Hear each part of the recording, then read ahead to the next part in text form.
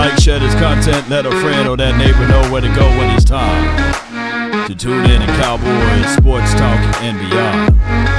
Let's get it. The name, All Nation. Give me a 1 in the chat if the audio's straight. Let's get it one way or another. Come on, baby. Read it, run from it. Destiny arrives all the same. Come on with it. And now it's here. Or should I say, I am. Yeah. Come on, baby. Let's get it. Yup. What more do you want from me? Ain't no party like a cowboy party. What about a Law Nation Grove? Come on. Are you about that to say? Yup. Who run it? Who run it? Who run it? Who run it? Come on.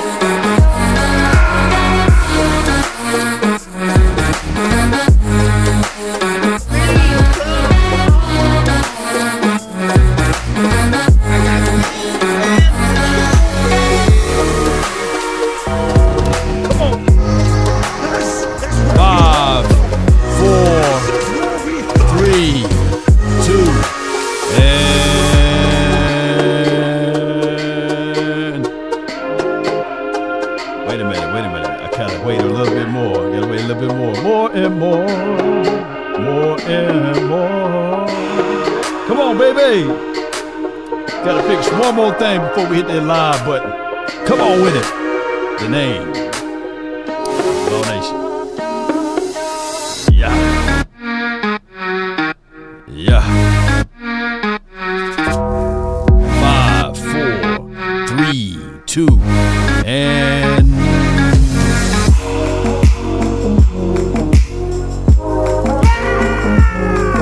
1.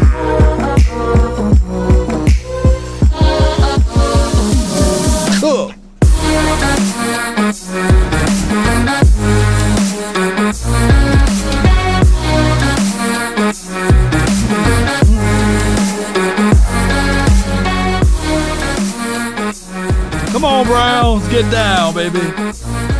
Come on with it. All right.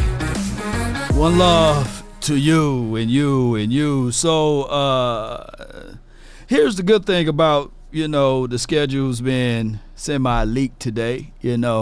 It's always good to know. Give me a 1 in the chat if the audio's straight. I forgot to ask you guys. Give me a 1 in the chat if the audio's straight before we get things going. Appreciate everybody, man. I hope you guys had a splendid weekend.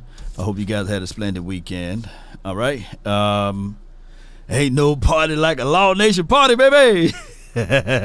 All right. So now, do we play, according to this info, do we play at Cleveland or they play here, right? I want to know, man. I know you guys know. I just know we got Cleveland. I think we play at Cleveland. Do we play at Cleveland or do they play here? Let me know. And we'll sort that out. Appreciate everybody for jumping in. Shout out to you, JC. Shout out to you, Rocker, baby. So we play at Cleveland. That's from the B Life. All right, so here's my thoughts. And I love it. Oh, I love it, Cowboy Nation. I don't even want to talk about the rookies trying to earn their star and all of this stuff. We don't need to talk about that. Put that helmet off. You know what I'm saying? Take that helmet off. But physicality will be checked week 1. Physicality will be checked week 1. We don't have to wait. We don't have to wait week 5. We don't have to wait week 7, week 8. It's week 1.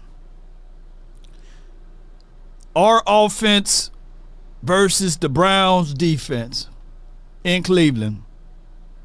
Cleveland got a similar story to us as it relates to the playoff whooping, Oh my goodness, they got a similar story. Another Texas team beat them boys down, right? So they are looking at this situation to prove that their offense can do something differently. So we got to make sure that our defense and offense can do something differently. And it all starts September the 8th, according to Twitter and anybody else, I think NFL.com and all of those folks, that it starts right then and there. It starts right then and there. September the 8th, Dallas versus Cleveland at 4:25 prime time for your mind. This, I guarantee you. I guarantee you. See, when you invest in something and you hustle and you work for something, you got a different type of attachment to it. This will be the most viewed game of the week. You can put your bottom dollar on it. This will be the most hyped and talked about game of the week. There will be more and more eyeballs to see what this particular team is going to do against the Cleveland Browns. And the Browns, they got weapons. We can't shortchange the Browns. And they should have Masseuse Deshaun Watson there week 1. He's not going to be hurt unless something unforeseeable things happen, And on top of that, it is what it is. They got weapons. That's one thing we can say, that on offense and defense, they are a complete team.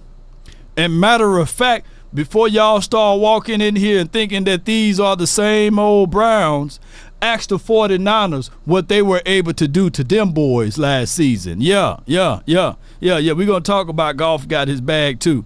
Yeah, Goff got his bag. So I can't wait to see week 1. It's too soon to talk about who's going to win and what's going to be the score.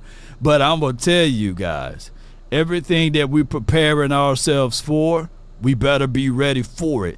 And there should not be a situation that these particular boys are sitting there saying to themselves, oh, this is going to be a fun ride. No way, Jose. Ain't that right?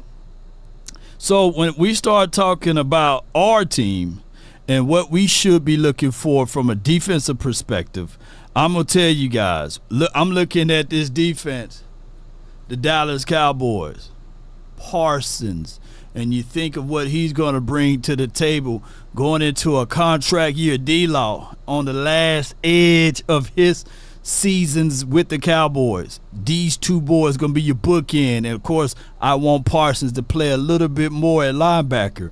But I'm quite sure that the Dallas Cowboys are looking at this moment and saying that if Parsons is our go-to guy on defense, let's make it sure that when we playing against teams, that he'll be the highlighted guy. He'll be the guy that can go hook the sideline. He'll be the guy that will be utilized and used in this particular system the proper way. There should be no more fanboys, right? There should be no more favoritism. There should be no more, hey, I need to figure out, can this dude do? No. The name of the game is getting to the quarterback, of course, forcing turnovers and takeaways, but also usage, utilizing your boys to the right degree. And I can't wait to see what Marshawn Nealon is going to do as well, mixed in within the confines of the system. Yes, indeed. Big Dow. Yeah. Big Dow said they got Jerry Jeudy, they got Amari Cooper, they got David Njoku. And we're not even talking about Chubb and all of that, what they got on the running back crew. They went and drafted. Who they got in the running back room? So, yeah, the Browns got good offensive line play too. Let's not get it twisted. And when Watson played last year, he was 5-1 when he was able to start. It's just the fact that he kept getting hurt. He missed those massages, right? So, and then we're not even talking about how stacked they are on defense with Ward and all of those boys. Garrett, It's just that they are not in a big major market like the Dallas Cowboys. And the Browns can get down. Yeah. Worst trade in history, yeah.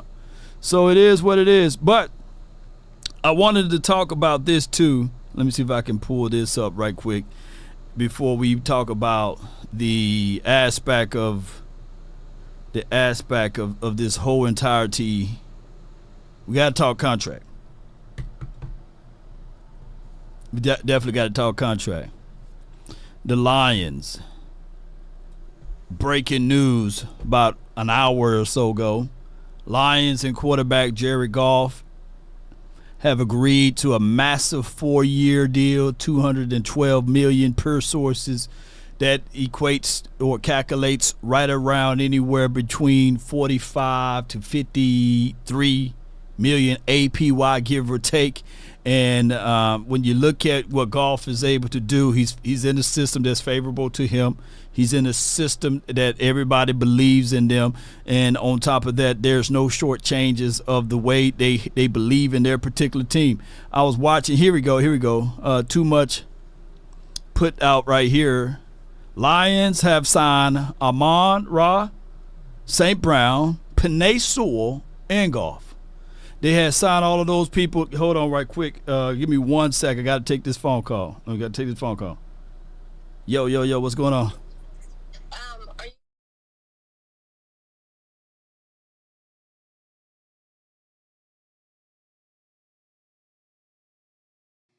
Will be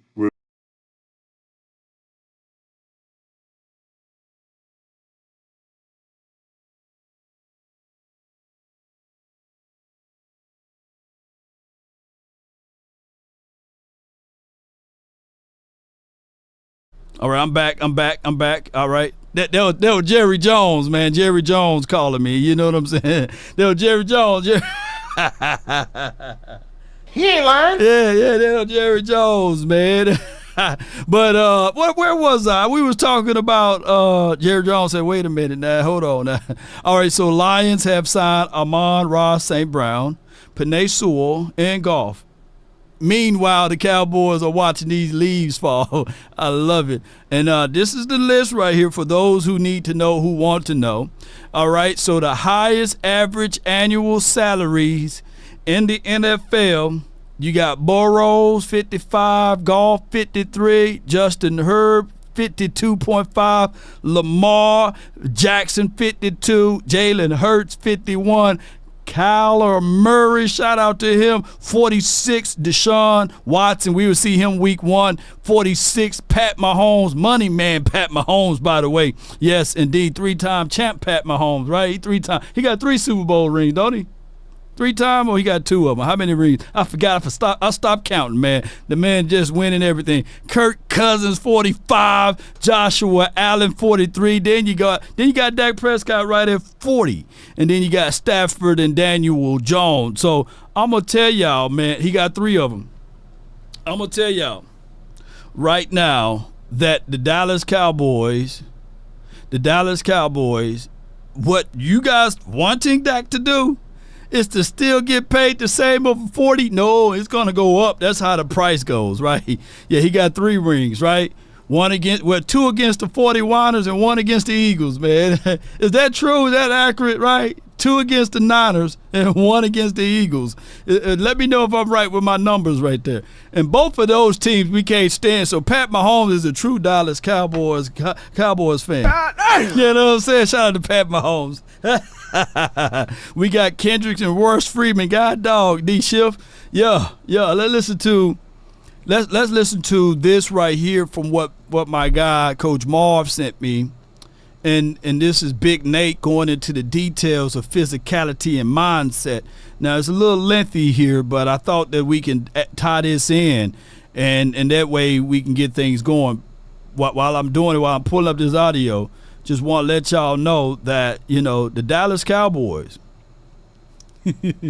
regardless of the situation, we need for these boys to stand tall. On top of that, check out our Prize Picks. You can be in the mix with Prize Picks. Download Prize Pick. Use promo code LAW. When you click on the link, you will also get $100 match up to $100 on your first $100 deposit. So that's good, 100% of that. And on top of that, if you followed me, you would have been able to flex with me because we used the flex play this past weekend, and we got a plus $450 in the matching fund there. I appreciate everybody, man, for supporting. Remember, appreciate y'all. in that time slot. Can y'all hear that audio? That's how they And go. then, even then, Yes. like now you've got there, you've made it.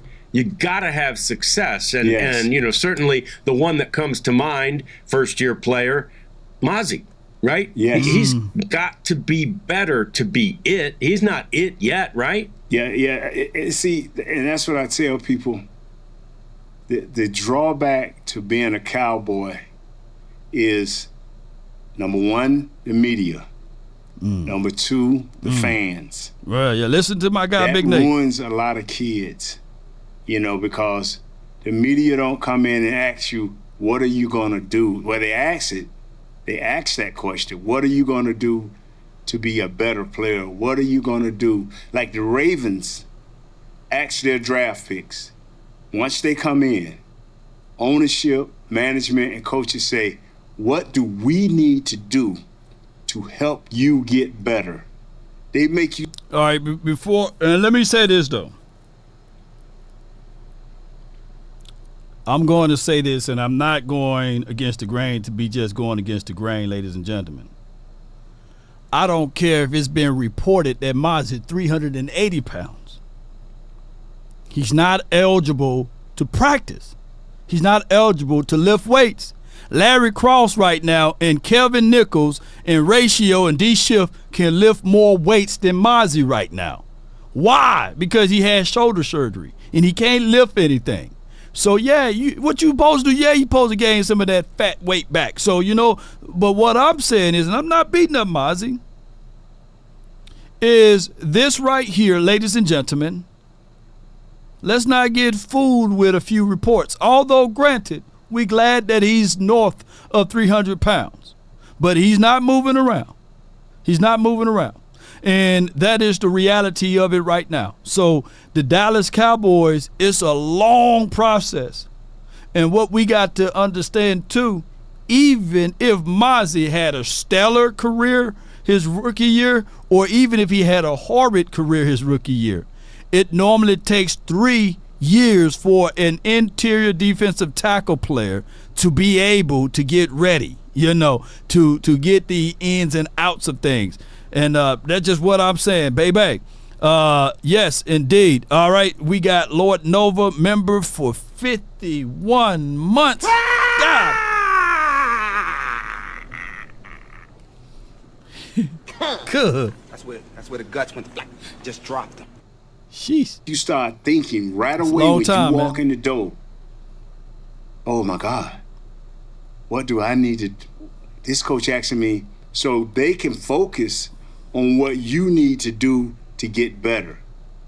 A lot of times when we walk into, as a first round pick, Guyton, he got showed the red carpet. Nobody challenged him. Nobody said, hey man, what do we need to do? And I'm not saying the coaches don't do that. I'm not in there. Right. But before you know it, if Guyton have a little success, then he's compared to Tyron Smith. He's compared to this guy and that guy and this guy, and he's only played 1 or 2 seasons. And now this guy becomes, okay, he doesn't get any better. See, that is what hurts a lot of guys, not only with the Cowboys, but other teams. Once your name get in lights, once you get your brand established, do you get better? Do you take the next steps? And that's what I'm always so fearful of, a guy coming to the Cowboys, a guy going to the University of Texas, a guy going to the University of Michigan, a guy going to the University of Florida. Things are so baby-caked for you and so already put in place. Will you drive yourself like this kid down in San Antonio, the big rookie of the year? You know, You heard him say, I am so fortunate to be in this position. Come on, man, 19 years old, rookie of the year.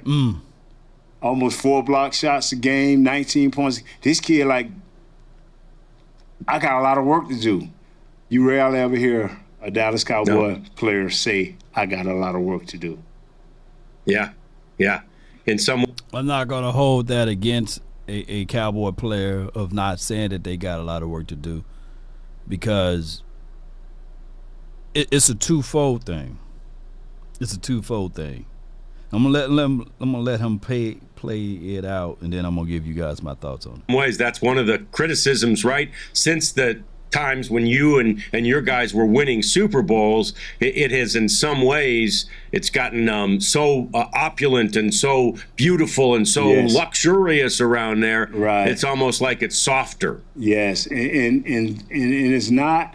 You can't say this is the league now, because why is the Ravens so physical? Right. Why is the 49ers so physical? Why can Green Bay get physical? Why can Kansas City Chiefs get physical? Why do the Pittsburgh Steelers still base their whole part of their draft is this guy? Can this guy mentally and physically get tough? And I'm not saying that the Cowboy players cannot be that. That is why they brought Zim in there. That is why they're drafting different styles of offensive linemen. That's why they try to hope that Mozzie would Hold on, let me pause. Let me pause it right here before you go into the Mozzie thing. And there are reasons why. You know, the fish rots from their head down. When we ask why the Cowboys haven't been a physical team or known for their mental toughness and things like that, you adapt, or adopt, that's a better way to say it, you know, excuse my Mississippi swang. You adopt your demeanor from your head coach. You adopt those things, man. Some people are gonna be yelling, "Oh man, that just excuses." When you had Shane Gailey, you played like Shane Gailey. When you have Dave Campo, you played like the kind of caliber of coach of Dave Campo. You adopt his philosophies. And one year, 5'11", you had Mike Zim in the building. We still, I believe, in one of those years, finished top 5 in defense, top 3 in defense, right? But we just couldn't move the ball with that 5-11. Then when we got Bill Parcells, we had to turn the mindset around and establish the culture that Bill Parcells brought to the room, and we was getting there. But you had some hard resistance. But you adopted that Bill Parcells philosophy. And it was just a couple of years ago that you got rid of, right? Some of Bill Parcells' people. That's how long. Bill Parcells, even though he was only here for like 3.5 years, right? We still talk about his guys that he coached here. Where we still talk about Romo, we still talk about to a degree Jason Witten, right? Those were Parcells boys, right? To a degree. And Romo, to me, didn't have enough understudy under Bill Parcells. I truly believe if we kept Parcells the amount of time that we had Jason Garrett, we would have had something out of it. We would have been talking about, hey man, this team been to multiple Super Bowls or what have you. And then you had Wade Phillips, who I believe he was a real good coach far as deep coaching up defense, but not a good head coach. And we kept Garrett for so long, it became the identity of this team. To this day, a third of the fan base identify ourselves basically from the Jason Garrett mantra.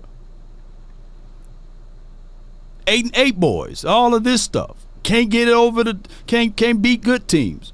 Need to have a Hall of Famer in every doggone spot. That comes from PTSD of the Jason Garrett for 13 seasons. That's a long time. And then when you finally get Mike McCarthy, his first 3 seasons, he still had a Garrett boy in the building. No offense to my guy Kellen Moore, but that's just how it is. So last season was the true first season that you seen a real Mike McCarthy philosophy and scheme put into place, and he didn't have to look over his back, but it was a very slow start until at least around week 6, week 7, till you saw the fullness of what Mike McCarthy can do. But keep in mind, he didn't call plays since 2018, man. These sounds like excuses, but these are facts no one wants to hear. So then you stumble upon, or it was 18 or 19, one of those years. I think it was 18. Yeah, he didn't call plays since 2018. and we wanted him to be riding smooth. That is crazy. And Dan Quinn already had the agenda. We know Dan Quinn had the agenda. This team, up until week 6 or week 7, was going to be a Dan Quinn head coach team. If the offense didn't turn around and CeeDee Lamb didn't get things going and Dak didn't get things going, this team, I foreseen that this would have been a Dan Quinn team. They would have fired Mike McCarthy, elevated Dan Quinn. Matter of fact, they probably would have fired Mike McCarthy, elevated Dan Quinn, and forced Dan Quinn to hire Kellen Moore as your offensive coordinator. Y'all think I'm lying. Boy, that probably would have happened. It would have happened, you know. Yeah. So that's where you get the root of your mentalities at, you know. Those teams that Nate said, the Niners had different coaches in the building, but their identity stayed the same because they had the same coach complex, right? And Shanahan, even though he's not a defensive coordinator, but if you look at how the defensive coordinators that he employ, they have the same mental mindset. And we already talked about the Ravens and what they do. They do a great job of scouting and drafting as well. They don't get the credit like the Cowboys. But if you look back at it, they do a great job of that. Yeah. This physical guy. That's why Zim drafted a few guys that are run first guys. That one big kid I was reading on about Auburn, run stopping first, getting physical, getting mean. So when times get hard, you can adjust. You mentioned Zim. That's a place I wanted to go. One of the few free agents they signed was, of course, his former player Eric Kendricks, the linebacker, big, strong linebacker, which you all also said they needed even before they hired Zim at the end of last season. And he has, he's embracing it, right? He's come out and said, yeah, man, I am ready to teach all my teammates what Zim expects, because he said it. He goes, this is a complicated defense. Now, we remember Zim here. We know it's also physical, right? And we know he's also old school. So what do you expect change-wise from this defense? Just to be where you're supposed to be. Yeah. We wasn't a big defense last year. We were a defense that moved around a lot. We stunted, we gamed. We didn't blitz a whole lot, but they brought different people at different times. But the defensive line was always moving, always stunting, always hitting gaps. Well, Zim may not do that as much, but he's gonna ask you to adjust up front as a defensive line, as a linebacker situation. Defensive backs have no other choice, but with all the motion in the game today, they have no other choice but to continue to move and to always making adjustments. But a lot of times fronts won't adjust. They'll do a slight movement, move a guy from head up to outside, up to inside. They may not get up and move all the way around. Go from a 3 technique outside the guard all the way over to the center. But Zim may ask guys to do that periodically. He just wants you to be mentally ready to play your gap, play your responsibility. Whereas you may be freelance a little bit more with Coach Quinn, Coach is not going to allow that. He's not going to allow that until you prove to him that you understand what his defense is about, where you're supposed to be, and then when you learn how to read the formations of the offense and learn what the percentages of what plays they run off of those formations, then he will allow you to say, okay, what did you see here to make you shoot that gap? And you better be ready to explain it. Because if not, he's going to tell you to play the damn defense. Mm-hmm. That starts from Michael Parsons. Yeah. I love it. Yeah. Play the damn defense, man. Get your up there, contain the damn ball. This is why we do it. Hey, too many missed tackles. Let's go. We're too damn soft. I just hate mistakes. Play the defense, man. And too many times last season we had boys playing hero ball, right? And we had guys shooting their own, calling their own stunts inside, right? And there's no explanations for why they did such a thing, right?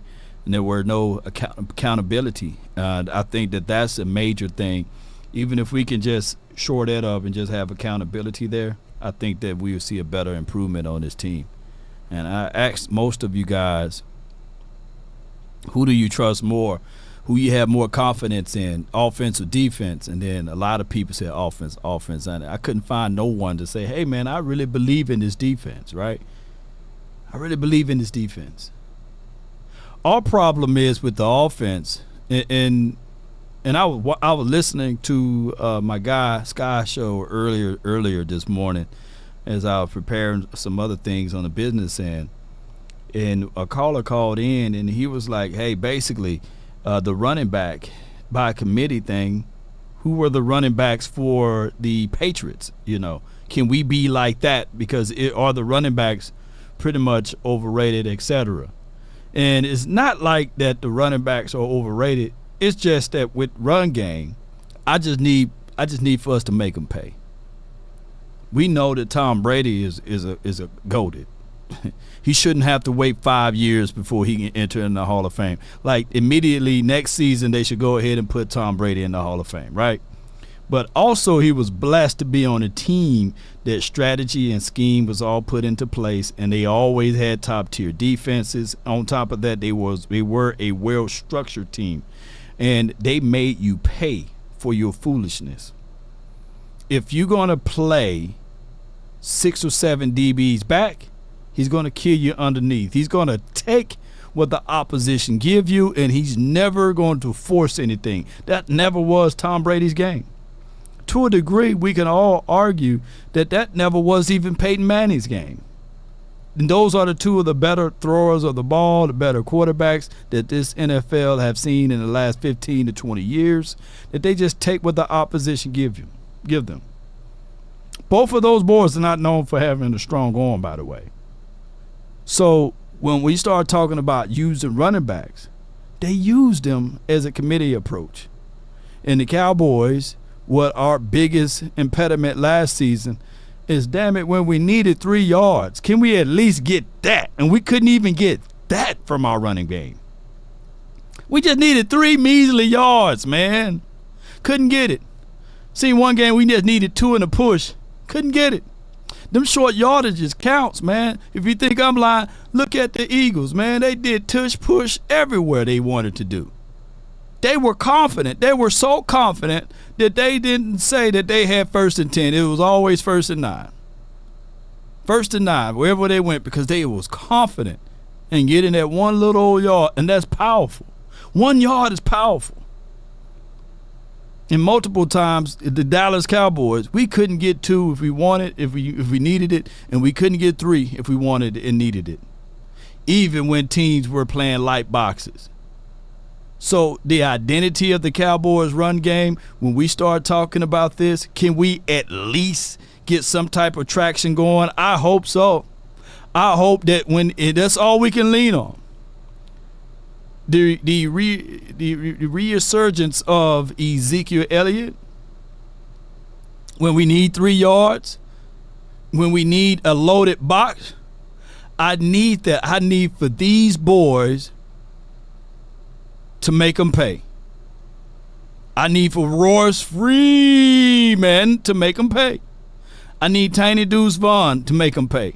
I need this dude right here to make them pay. And we got the front 5. At least we solidified our front 5. And lo and behold, good. The football gods said to themselves, let's see what the Cowboys going to be like. Week 1.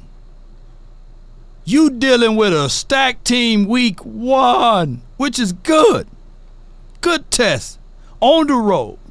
Can you, if it's time for you to get 2 to 3 yards, can you get it from your running back room? I don't give a dog about us passing the ball. I know that Dak gonna at least pass the ball around. I know that we gonna get yardages in the air. You don't throw 36 touchdowns, 9 INTs, 4,500 some yards and can't throw.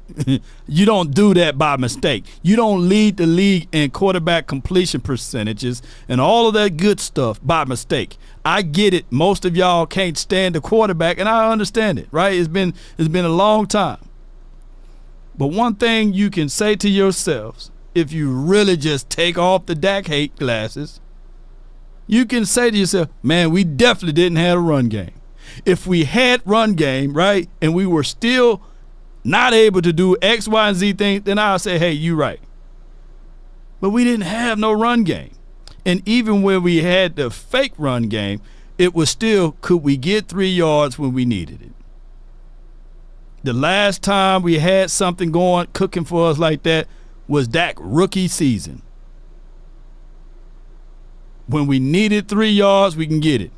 When we needed 4 yards, we can get it on the ground. But you can't name me another season, and we could talk about stats and accolades and all that stuff, but when we needed 3 and 4 yards, name me the game. I'm waiting. Yeah, nobody can't name me the games when we said, okay, we're going to go in here, we just going to run them up out the building. We just going to run it up. What game that was? When were we this powerhouse team where we just run over folks?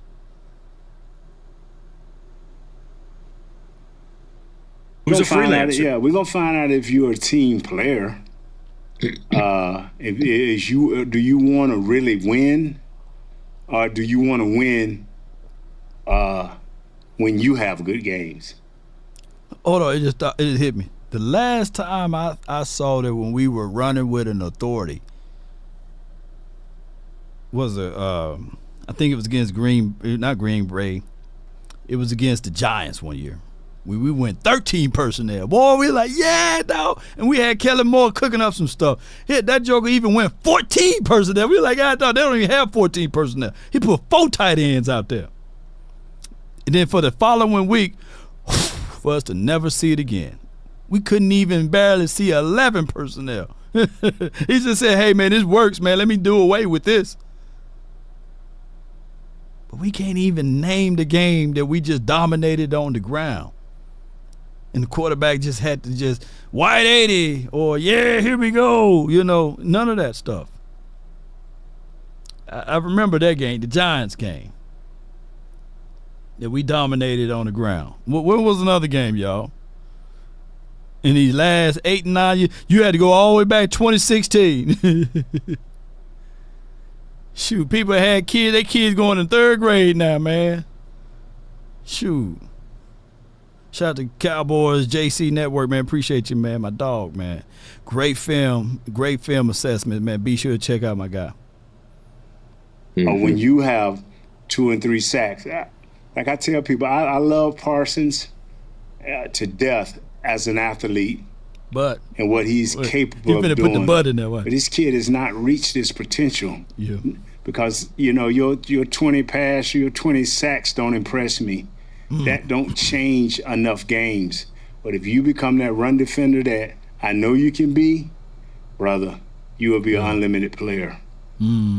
So Eric Kendricks tells a funny story of his rookie year. It was at training camp, and they're in, some sort of a play. We're playing against 11 on 11 right now, and he said there was a defensive call with the Vikings when Zim was the head coach. He was his head coach. There's a defensive call that they had was Caribou, was a nickname, Caribou. Right. and Eric gets out there. He says, man, I blanked.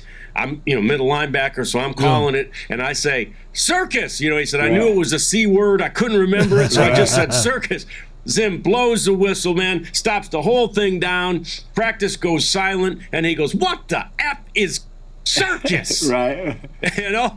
Embarrassed the kid. He's like, oh, man, coach, I forgot. You can't forget, that's Zim. That's what we remember about Zim. You see, the thing is, when you are as a player. Before we listen to his thoughts on this. Yeah. If anybody deciphers what Nate said about Parsons as hate, Man. Constructive criticism is a real thing. And someone who got rings, it is, I wish we can just clip it and send it straight to Parsons, right? So that he can understand, man. Parsons is phenomenal. But like what Big Nate said, it don't impress him, man. It's not impressive. We talking about impact. We talking about being on a team, whereas together everyone achieves more, right? If we play as a team, and I'm not saying that Parsons is not a team member, but what I'm saying is, as old and gray as Nate Beard is in his picture, there's wisdom in there, man. It's ingredients in there, man. It's understanding that if he can just gain 3 or 4% of what Nate said, it will help him versus hurt him. It would help him versus hurt him. And that's what he's trying to say, man. And I think that this is very valuable right now. Expect to be coached and coached hard. Zim is not a cuss guy to just cuss. He's not a MF guy just to do that. But he is that guy that, hey, man, I love you to death, but I can't allow you to wreck this defense because in turn that wrecks the team. If you're not going to be responsible and do your job, see, I tell people, the quicker you learn the defense and the little nuances about the defense, the faster you can play, the quicker your athletic ability can take over. Now you can take that calculated chance, that game-changing chance. But until you do that, you gotta be disciplined. You gotta know where everybody's at, especially the guys that's playing to your side. If you're the right defensive end, you gotta know what that tackle doing. You gotta kind of know what that outside linebacker doing. You gotta know what that Mike backer doing. You gotta kind of know if you in coordinate with a blitz with your corner so you won't be in the wrong gap. You gotta know. Okay. And so when you make those big mistakes, it costs you, especially in the run game. You know, the back end is what it is. We got a nice back end. We just got to sew up this front end, especially at the linebacker position and the one technique over the center. Yeah. So is that aspect of it, needing to know what your teammate is doing and where to expect him to be, is that what makes this more complicated? That's the only thing. That's the only thing, because even though guys had responsibilities last year, they took liberties. They took liberties, and it hurt. It did, especially when it came time to lockdown and dictate. I mean, dictate to a team you're not going to run. You have no other choice but to pass. You're not going to run. Yep. Yeah. I mean, don't y'all hear the ingredients, man?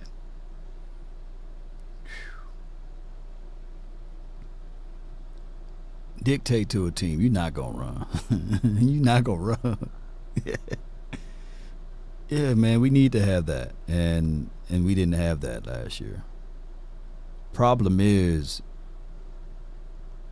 deep down in my heart, I feel like even this year, by it being only a 1-year contract with Zim and Mike McCarthy on the final year, seems like we getting teased even with this, just to a degree, because I understand that when you got a system put into place, you want these boys to be firing off like this with the system.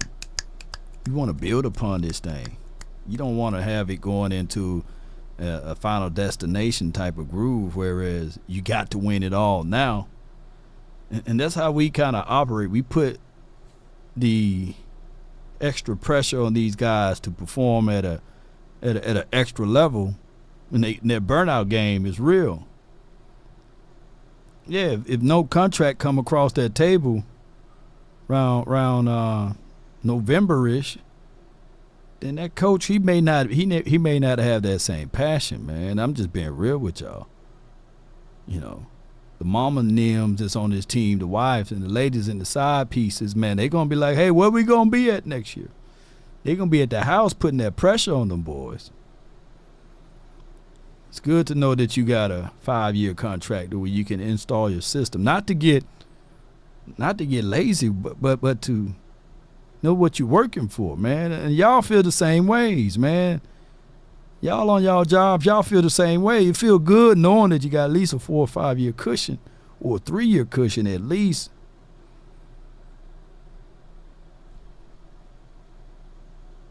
And that is what Zim is went out and got. Is some guys that could possibly stop the run. The linebacker from Notre Dame, Maurice, I can't pronounce his last name. The cornerback from Wake Forest. Leafu, I think. Yeah, he went out and got guys that can stop the run. There's Justin Rogers from Auburn, 7th round pick. Zim gonna get this guy reps. If this guy come in and be a run-stopping guy, he gonna give him reps. Pose like the side pieces. Them side pieces, man. Yeah, man, shoot them side pieces, man. Shoot. Thing that hurt every guy that came in was every guy eventually thought they were sack masters. Yeah. Mm-hmm. You came in to stop the run, son. Yeah. Now all of a sudden everybody think they sack masters. Because I'll give you a perfect example. Mm-hmm. When Dirk first got to the Mavericks, 3-point, mid-range, Dirk was lighting folks up. And the little general got fired. The little general got fired. Yeah. He forced Dirk to go into the middle. He forced him to post up. And he got fired. But when they made that championship run, you didn't know where Dirk was going to line up. Didn't know. And when you don't know when your star is going to line up, that makes everybody else say, man, Dirk getting there getting rebounds. Dirk getting there posting up. Dirk getting the defensive rebound. That made everybody else fall in line. If your stars fall in line and do what is correct, then everybody else has no other choice. Yeah. And Avery knew Timberwolves. Yeah, and Avery knew that's what you need with the 7-footer, because he had played on a championship team with no less than David Robinson and Tim Duncan in San Antonio, right? I mean, that's how that's the Tim Duncan. Yes, was the model of that position at that day, right? But Dirk revolutionized it. Yes, now these kids like Wembanyama, who are out there, shooting the three, bringing the ball up the floor. Dirk was the first one who extended that deal where the big man would be out there shooting threes. Yes, and see, even the kid in San Antonio, even he blocked shots. Even he posts up. The complete player. And when you have that complete player, now you can really build your team. And that's what and you'll hear me say this. And anybody that watch my podcast, not my podcast, but our podcast, I'm going to tell you something. I'm going to always be on Parsons, because I don't want this kid to leave up out of this league 6 years from now, 7 years from now, and not really expose himself to a real MVP. The sack numbers are not going to do it. But he can get interceptions. He can put it like this, man, and we're going to open up the phone lines because it's 5:51. We want to get people on up out of here. Shout out to the Spurs or what have you. See y'all saying go Spurs. Dang, I lost my train of thought, what I was going to say about this. Okay, here you go. It got back to me. How many MVPs Ray Lewis had? Defensive MVPs or defensive players of the year.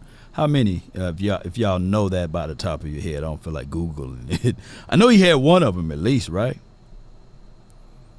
I'm talking about Ray Lewis. Put that in the chat if y'all still here. Y'all still here. Do y'all know? Are we still live?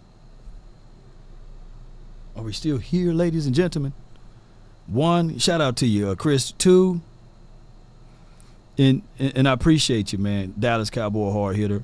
All right, so we got 1 or 2. I know y'all was looking it up. That's what it was. Okay, so reason why I'm saying this is basically Ray Lewis only had 1 or 2, and I just wanted to say this. I don't think that he is ever, or he's ever been a dude that led the league in sacks. I can quite sure believe that he never led the league in sacks.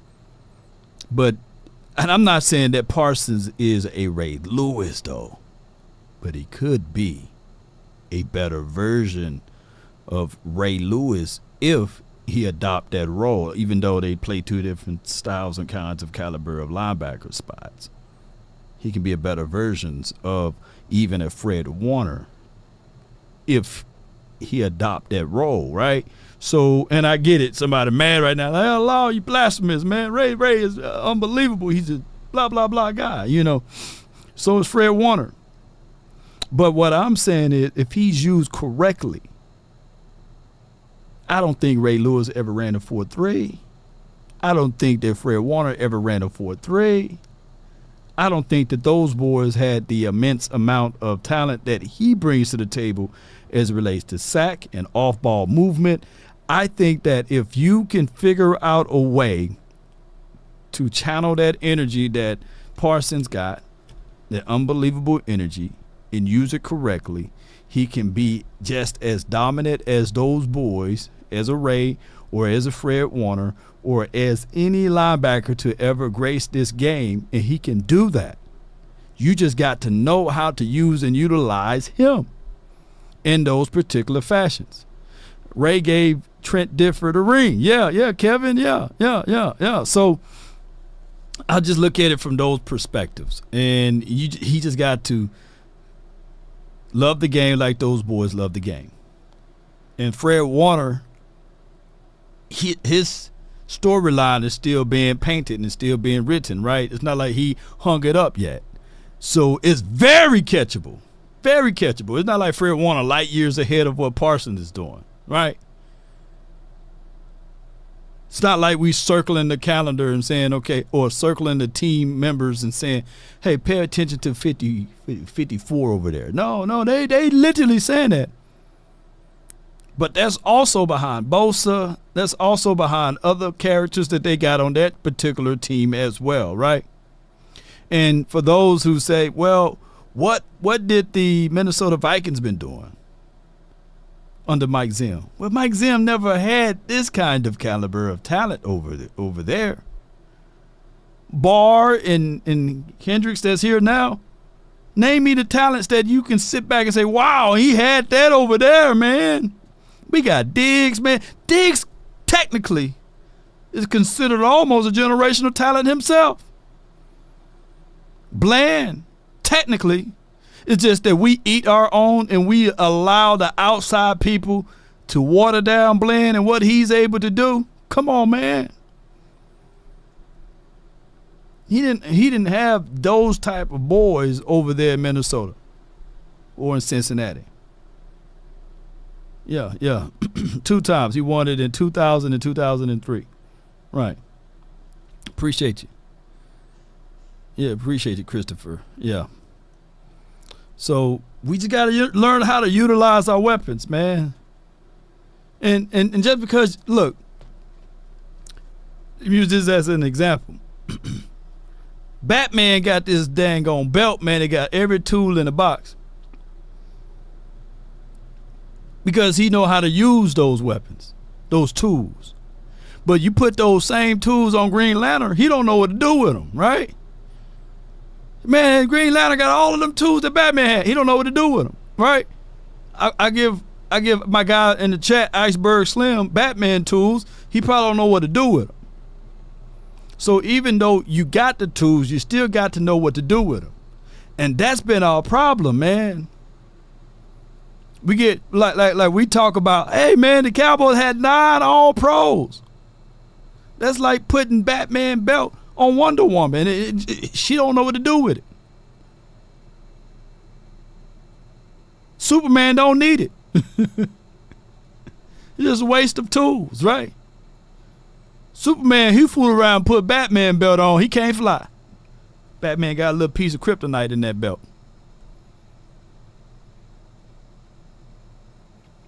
So there's ways where you got to understand and know how to utilize and use your tools. That's all I'm saying. Coaching matters, man. Been many a times, even Batman, he still needed to call Alfred. Shoot, if Alfred fooled around and had a stroke, he would have been done. Batman would have been dead, y'all. He had to depend on a man that was like 80, 90 years old, man. So it takes a team, too. Batman still needed Alfred.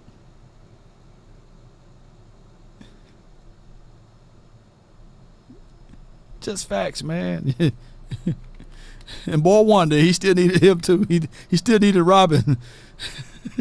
They help him out here and there, you know. Yeah. So y'all know I'm telling the truth. Y'all know I'm telling the truth. Man, Dak Prescott ain't Batman though. Yeah. I get you. Be careful. Yeah, be careful who your next quarterback going to be. Let's open up these phone lines, man. Let's make it quick, ladies and gentlemen. Let's make it quick. You are the only participant in the conference. We'll keep going for a All little while. participants are muted. Yeah, on paper, they're a better team. Right. They have all the assets and resources. I ran up a check, I might do it again. Enemies close, have me thinking they're friends. 10 toes down, I'll be free until the end. Crib outside the city, I don't feel safe in my hands. Took so many years, I'm just waiting for the wins. I'm in debt to no one but the one who took my sins. Yeah. I do it for real, there's no reason to pretend. If I do it once, I do it again. Add it up, bankroll. Mic check, 1, 2, 3. Add it up, I'm just doing me. Everything is on me, or you matter what. Add it up, bankroll, euro, peso. Add it up, I'm just doing me. Everything is on me, or you matter what. We got the 254. You're live on the Nation. Talk to us. What's up, Law Commission, the building? How are you today, sir? Man, hey, I'm doing pretty good, man. How about yourself, bro? Man, living the dream. South Carolina is nice over here today. Oh wow, yeah, you didn't get a lot of rain. That's good, man. Lots of rain. So I wanted to bring a couple of things up to you here and pick your brain a little bit and see what your thought was, and then I'll hang up and listen to the rest of the show. Good show, by the way. Appreciate it. I do agree with you. The defense is going to get better. They're just going to be more sound. They're going to be able to stay focused the way that they need to stay focused. You know, it's a cohesive team thing. Right. But they can't help but be better than what they were last year as far as the team aspect of it. So I do feel like they are going to be better. And I do feel like this is more than a one-year thing for these guys. I do really think that the Cowboys are going to do well this year overall. Mm-hmm. But I was thinking about this, and I just uploaded a video a few minutes ago about this. The finances are what they are. So what do you do when you're stuck? You work with what you got, and that's what the Cowboys are going to do. You bring in somebody that knows how to work with these young guys, that can take someone that's a C-level talent and turn them into a B-plus talent, or take a B talent and turn them into an A-plus talent. Mm-hmm. That's what Zimmer is good at. And so I do feel like this is going to help immensely. But I was thinking about this. The Cowboys, when I was doing my research on this, have $83 million in dead cap space for next year for 5 players alone that aren't going to be on their team next year. $83 million. Wow. That's a lot. Yeah. And there comes a point in time where you have to pay the piper. And so when you take all their losses this year, all the gained capital from their draft picks, this just sets up for another year of being tight with our money, getting our Dak extension done, getting our CD extension done. Both of those will be done this year. And then that $100 million that they're going to have next year is gone, because literally, if Goff can get $53 million, he signed his extension like 20 minutes ago for 4 years. You know that Dak's going to get at least 53, 54, 55. That just, that's where it's going to be. So between that and CD at 35, that's 80, 90 million of your $100 million worth of cap. So you can just check it off. The Cowboys are not going to have any money next year. So they need somebody that is going to be able to build these guys up, and Zimmer can do that. I mean, I think so. It's about believing in the guys that you have. Is No Goff doubt. Pat Mahomes? No. But Goff is a quarterback that they know for sure if they put things around him, he can beat Pat Mahomes. I think they did. I think they won week 1 last year against Pat Mahomes, right?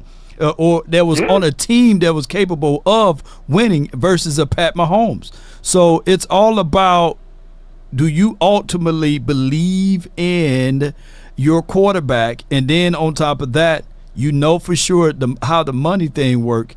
If you pay them now, it will spread out money so that you don't have to take that big hit on the chin down the stretch. So I think that his cap hits is going to be very low for at least three years, and then you can at least get from under it if he don't win you X, Y, and Z games. But they ultimately believe in Goff enough to continue to put weapons around him and also look at their defense to re-solidify that.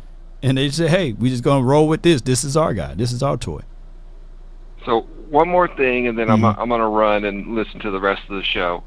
So the crazy part about this is both Goff and St. Brown got massive contracts, both ironically playing for the same team, and reset the markets on essentially both of them.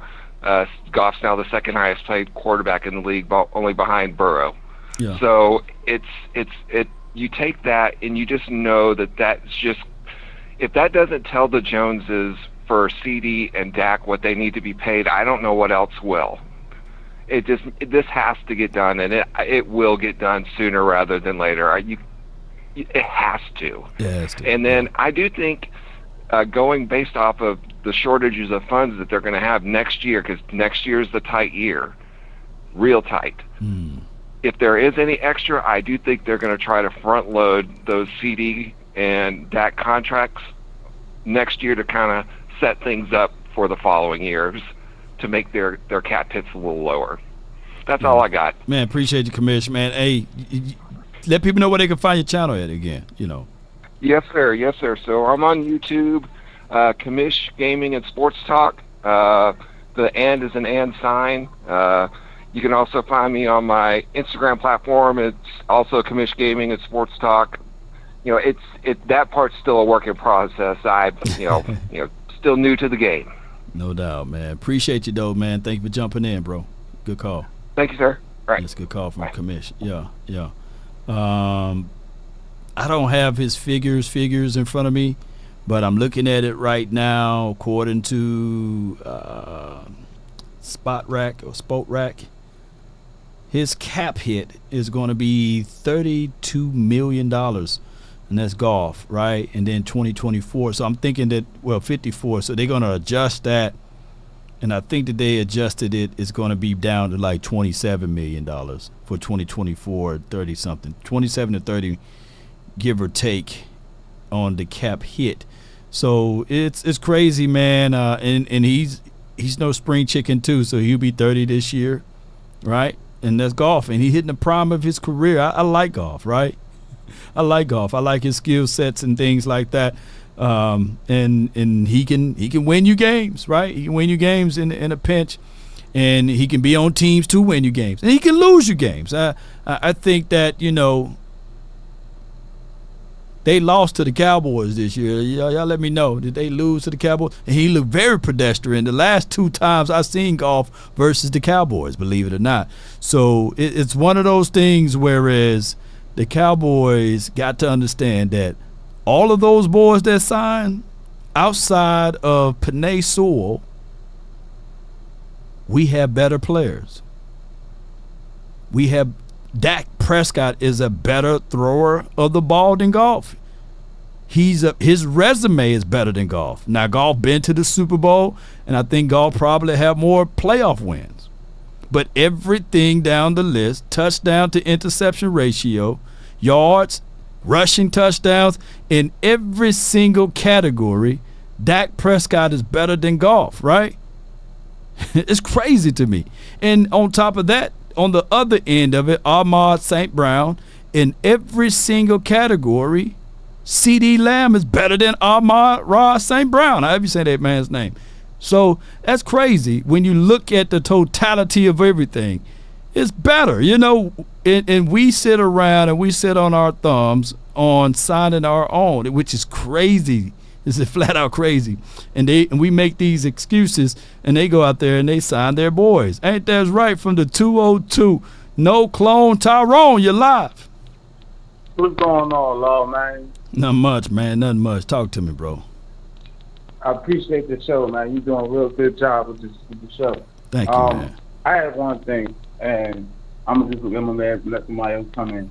But I just figured that if they stop being so petty, and I think it's just being petty, holding out and playing around with this man's money. Like, it's just like what the last caller said. They're gonna take a bigger cap hit next year. Oh yeah. If they don't sign Prescott, they're just gonna take a bigger cap hit, and it just don't make sense for them to just keep holding off. Like, the man ain't proved his stuff. He proved his stuff, and you got just about half of the fan base saying the same thing. Like, I was just at work today, and I talked to one of my coworkers. He said Prescott can't play safety, he can't play linebacker, he can't play defensive end. But that's where Mike Zimmer comes in. I feel like Mike Zimmer is going to make this defense elite, based off of what he did in the draft, and based off of how he building around the team, as far as like the corners and the defensive backs and things of that nature. But the main focal point is to get we need to get a veteran D tackle. Right. Like, we can't play and sit on our hands and play around with this. If we can get a veteran D tackle, I feel like we can go to the next level. But that's all I got for the day, Law. Man, no doubt, man. Appreciate you, man. Thank you for calling in, Chief. Good call from my guy. No problem. Yeah. So he says veteran defensive tackle. That list is razor blade thin right now. I know we've seen some people talking about Calais Campbell. He's an edge / 3-tech guy, you know, that can fit. He can fit down inside, but primarily last season they played him at edge. He's a bigger guy, but he's long in the tooth. And on top of that, if the Cowboys decide to pick him up, it's still a plus for us because we picking up wisdom and understanding and knowledge of the game. But on the top end of it, on the low end of it, we are getting a guy that's long in the tooth, right? And at some point, you're gonna have to either explain the reason why you drafted Marshawn Nealon, or unexplain it, right? Like, hey man, we use it. Look, people fail to realize this is less than 3 years you're using second round pick for edge guys, and they can't be sitting here growing on the bench. Sam Williams was a early draft pick for us. We can't be just using these second round draft picks like they ain't nothing. Them early picks, man. We need to make sure that we getting guys that are gonna be on the field. I value a second round draft pick just as high as a first round draft pick in my mind. Matter of fact, first, second, and third, I value those as high draft picks. I don't want to be experimenting with second and third. If I'm fooling around and I'm drafting somebody in the second and the third round, they're sitting on the bench, I did a terrible job. That's how I see it, right? Because those are high draft picks to me. So I'm moving my weight around differently when I'm in those rooms. I'm sitting here like, yeah, I drafted Schoonmaker. He better get out there on the field. I drafted a couple years back, Kelvin Joseph. I need to see him. Even if he fall flat on his face for a few games, I need to see him out there. I'm not trying to figure out what Anthony Brown is doing, right? I'm using early draft pick. I need to see what Jalen Tolbert is doing. I can't have him sitting on the bench and waiting. No. What are we doing here? We can't be the collectors of draft picks here. Man, dog, man, the Cowboys draft well. Well, we need to see those boys playing well. I need to see Fihoko. Invaluable reps. All right, I got D-Shift from the 409. What's on your mind, Chief? What's good, Law? Hey, man, all is well. Yeah, man, shit, I'm getting hit by the rain. Speaking of, yeah, that rain terrible, man. Yeah, it's coming through that Gulf Coast, man. Yeah. This is El Nino's little brother. Yes, indeed. Nah, yes, sir. But man, I was just thinking, man. I was talking with Boss yesterday, and I was just kind of hyping him up on just like the confidence in the offensive line. Thinking about where these guys are kind of projected in the early draft, like kind of, you know, the draft talks and scouting, and then what these guys end up doing with their careers, how they just kind of outlive those expectations. Or not, you know, they outplay those expectations. Yeah. So whether you got an undrafted guy in Terrence Steele becoming a fringe Pro Bowler to, you know, when he's healthy. Yeah, when he's healthy. Yeah, when healthy, shoot, he's doing his thing.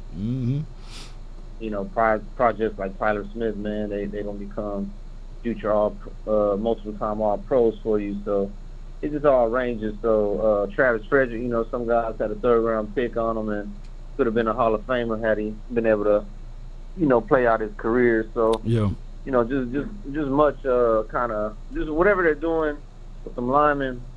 You know, Duke being a big part of that for sure. Man, they, you know, that's some place that I feel more confident. You talking about the draft, like just, I mean, hopefully you can hit on 2 drafts, right? Because we, like you're saying, man, we still waiting to see what our top 3 picks from last year, you know, are able to contribute to the team because either not playing or injury, you know, whatever have you, man. So hopefully those guys can take a jump. I ain't gonna, you know, write none of them off. I'll kind of tip them, you know, overshown just because of that ACL. And here lately, you know, when guys been hitting with that ACL, as much as we want to be optimistic about them, you know, just jumping back to it, history's been showing us it's going to take at least a year, you know? Yeah. So you got that. And then, you know, I want to kind of slow down on the Micah stuff, man, the expectations, because I could also argue with Ray Lewis, man. He had a lot of guys around him with the Ed Reeds and and not make him the focal point. You know, I just think that if we got a coach right now that been around the corner and coaching players and ball, you know, let's not make this completely a Parsons thing, right? Let's just put him and be one of the gears that's in the cogs, you know. Let him be one of the pieces of this particular jigsaw puzzle that we got going on. And I think that will ultimately make Parsons' numbers even better. Even though I don't want Parsons to have 15, 16 sacks, but I would rather for him to have 9 to 10 sacks, right, and 3 interceptions. I think that would be a better version of Parsons. Yeah, we need to have 2 other guys with maybe 10+ sacks. And you like, you look at them championship defenses, man. It ain't just one guy. It's multiple dudes on the you know, defense. And like last year, I can't really say that we had a whole bunch of guys. You know, we like our guys and we like the names. You know, like I want to be excited about Nealon, but he ain't gonna be no guy. You know. I want to be, you know, excited about what Kendrick's going to do for us, solidify and bring a veteran leadership, but he ain't going to be Fred Warner. So, like, you still devoid of actual guys, man, and I think that's kind of where we're at with it. And you can, you know, the media kind of use it to their convenience because if they're talking about, like, the last 10 years and the Cowboys Well, they've had rosters. The quarterbacks can't get it done, and they'll bring up guys like Terrence Williams and Cole Beasley. Yeah, they'll leave out. They'll leave out this. Yeah, leave out this and that. And also the fact that we're a big brand, so you know our depth guys. Like, you gonna know our guys, like you know the stars on your own team, you know. But that don't change the fact that Cole Beasley was just a guy, you know. Like, he wasn't. He was cool. The sauce was. We loved the sauce, but it wasn't like, you know what I'm saying. So, and I think that's what's going on with Parsons, man. We expect him to, oh man, you gotta be a generational player. Well, I think he is. He just don't have these other guys around him. Like, it wasn't just it wasn't just Lawrence Taylor. You know what I'm saying? Like, you gotta go do your research and see what type of guys they had on that defense, you know? Man, just give me the coaches that LT had. Give me Parcells. Give me that Parcells. You know, Belichick. So that what people leave out, man, and that's been our other problem is that they leave out so much context that they say, oh, well, it's been 30 years. Well, minus 30. People fall for it. Yeah, people fall for it all the time. So, but if they ever just look at Dave Campo, 5-11, 5-11, you know, 3 times in a row. Nobody brings that up for context, you know. Parsons got to be a better teammate, man. He got to stay off the podcasting, man. Well, you had Mike Irvin stabbing dudes in the neck, you know what I'm saying? With a pair of scissors, it's just the context, man. D-Shift. Appreciate you for calling in, bro. All right, bro. Appreciate Good call from me, man. Stay dry over there, man. Don't get flooded out. Good call from my dog, man. And I hope that you guys are getting what I'm saying. Like somebody before these games gonna pull up. Hey, man, the Cowboys, they struggle against the Browns, man. They're historically speaking, they've been terrible against the Browns. Well, look at what we had when we played against the Browns. Well, people fail to realize that a long time. Now, in 2020, I believe, they did get us on the end around with Odell Beckham Jr., right? And even that season, even that year, we couldn't stop the run. And I think that was Mike McCarthy's first year here, right? So we let that one slide, right? But all of the other years, the Browns had our number. But come on, man, look at the coaching staff, man. Look who we had, man. That 2020 game was crazy. And it was similar to what we always seen. You know, they had some dude named Ernest Johnson. I'm sitting there like, God dog, boy, that looked like Emmett. He was running all over us, man. Shoot, the backup running back was just running all over us in 2020. Look it up. I said, man, can somebody throw some salt on that brother? But we always been that team. People fail to realize they couldn't stop the god doggone run. We literally couldn't stop the run for 10 years, man. Just name me the game that where we said we wanted to stop the run and force team to pass, and we just name me the game. Our best run defense been our offense, man. Yeah, y'all remember that game now? Y'all looking it up on Google, huh? Yeah. We couldn't stop the run, man. Shoot, that's been our issue, man. Achilles heel right there. Yes, indeed. I got from the 323. Ken, you're live on the Nation. Couldn't stop the run, man. That's been our issue. Turn your radio down. Ken, you live. I'm circle back to Ken, man. But I got my guy from the 580. Kevin, you live. Talk to me. What's up, my brother from another mother? How you doing Hey, today? man, no other, man. I'm just doing pretty good, man. Keeping it cool like Danny Glover, man. Talk to me, man. No, man. You're talking about stopping the run. Last year, we couldn't stop a runny nose. No. Much less stop a run. Shoot. But Yeah. I think we'll be a lot better this year. I think Mozzie's gonna step up, and then we drafted that other guy to help us too. But I mean, I don't think Dan Quinn was managing Mozzie right. Like you said, he was trying to play him as a 3-tech when he was just a 1-tech. One tech, yeah. I mean, here's what I got with Mozzie. I think that, yeah, he's 330 now or 328, but we haven't seen him lift a weight yet because he got that shoulder thing going. All right, so what we're going to do here is I like Denzel Jackson. I like the Rogers kid. I like the Carl Davis kid. Those will be our 3 guys so far, but we still razor blade thin. I think what the Cowboys are going to do is they're going to try to wait until after June 1, and they're going to scoop up another veteran defensive tackle on this team. I really hope so, and I want to say that I like our linebackers that we got, with Overshown, and then how do you pronounce that linebacker that we just drafted? Number 35. That's what I'm going to call him, 35, because Miris. I've been hearing 2 different names. Miris, Lafu, but I just call him 35. We're going to keep it live with that. He's got that Polamalu hair, or however you pronounce that man's last name. Yeah. I'm sorry. I apologize. I'm horrible with pronunciations, but yeah. But he's got that good hair going on, man. Yeah. And but man, I'm ready to see Overshown, and I think another thing with Overshown being injured was he's such a hard hitter, man. Overshown, when he was playing in those preseason games, you could hear how hard he was hitting those players. I mean, yeah. Overshown is about 12 to 15 pounds heavier than what he was the previous year. Now, I call it, you got to get it adjusted, right? Because you got to start to learn how to move around on that new body, and and he haven't been moving around. He haven't been moving around because he's slowly getting the things going. But size is, I think, for far as his size, it's going to be a good treat for us to see him out there on the field, because now we're going to see more and more traditional sets with linebackers. I just want to say two more things, and then I'm hop off of here and listen.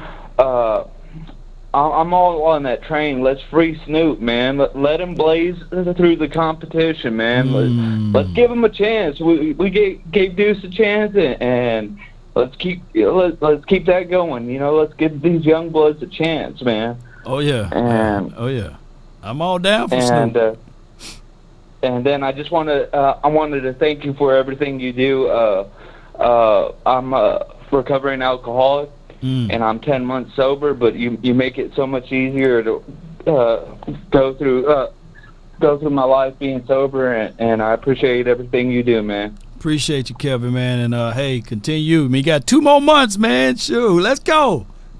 10 months. Go. You got 10 months, 2 more months to go, man. Appreciate you, Kevin. Thanks, brother. Have a good one. You as well. Yeah, man. Salute to him, man.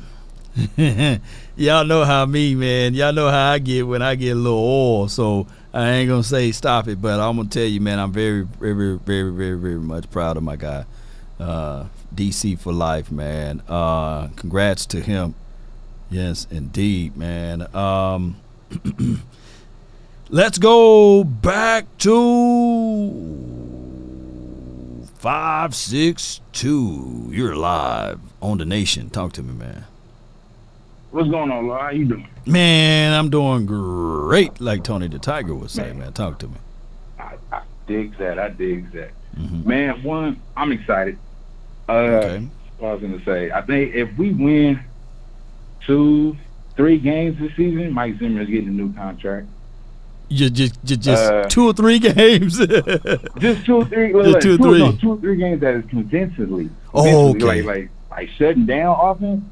Mike Zimmer's gonna get a contract. Is there any word on J-Ron Kurtz, like, for his replacement? Oh my goodness, man! We got Woods on this team. Juju Woods is going to be competing. Oh, okay.